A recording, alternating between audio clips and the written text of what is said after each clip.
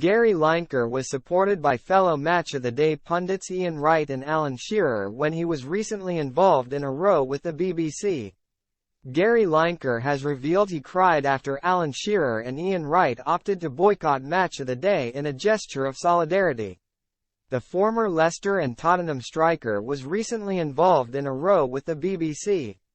But while the organisation were unhappy with tweets about the government's immigration policy, they've now buried the hatchet and moved on from the ordeal. Last month, Lineker triggered a huge row after saying the government had used language, not too dissimilar, to what was used by Germany in the 1930s. He said, "This is just an immeasurably cruel policy directed at the most vulnerable people in language that is not dissimilar to that used by Germany in the 30s, and I am out of order." The BBC then decided to come down hard on Lineker but, following that drama, he was allowed to continue as Match of the Day presenter.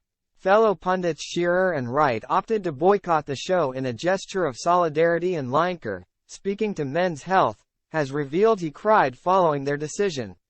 "I had a tear in my eye when I heard Wrighty and Alan Shearer had pulled out," the 62-year-old said. "Ian had told me he would do it, but it is one thing to say it, another to do it. Then one by one the others pulled out. And even some of the players and managers said they wouldn't do interviews." To be fair to Tim Davie, he admitted they had got it wrong and sorted it out. "I love the BBC and I was very glad to be back on air and talking about football again." Lineker also was asked about whether he was political, and admitted he'd voted for different parties throughout his life so far.